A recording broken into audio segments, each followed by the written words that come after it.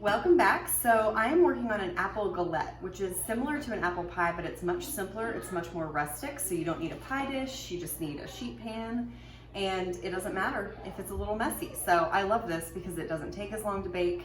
It's also just simpler, and you can even substitute other fruit fillings for it. So what we've got here is, this is a tart dough. You could just use a pre-baked pie crust and just roll it out a little bit more.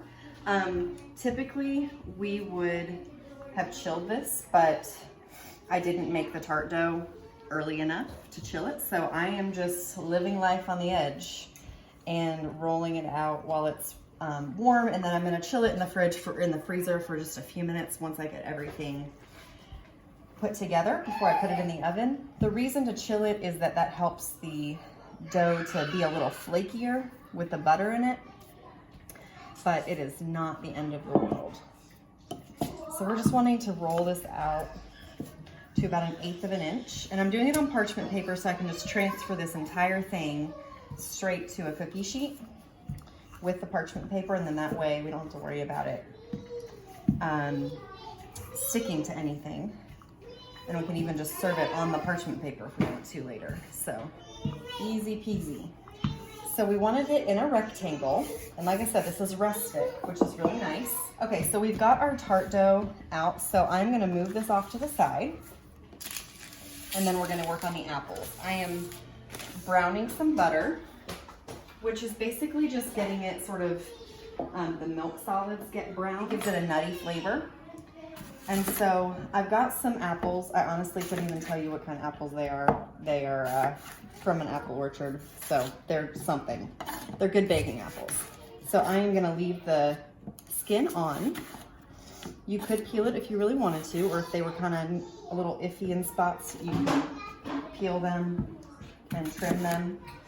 So we're gonna start with 2 and see how that covers, and then if we need a third one, we've got it here.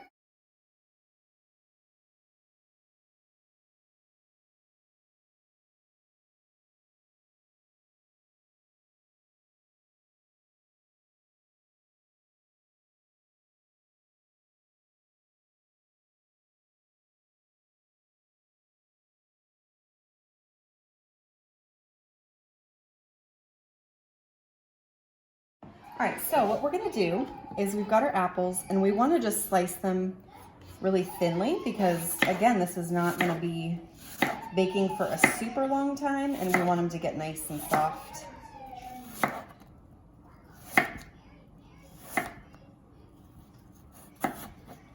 So this is about 1/8 of an inch. I'm terrible at knowing how thick things are, but that's what we're going for.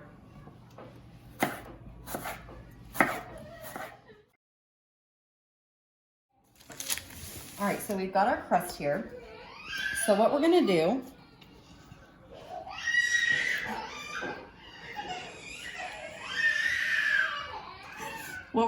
is we're gonna line them up like this, and then we'll brush them with some butter.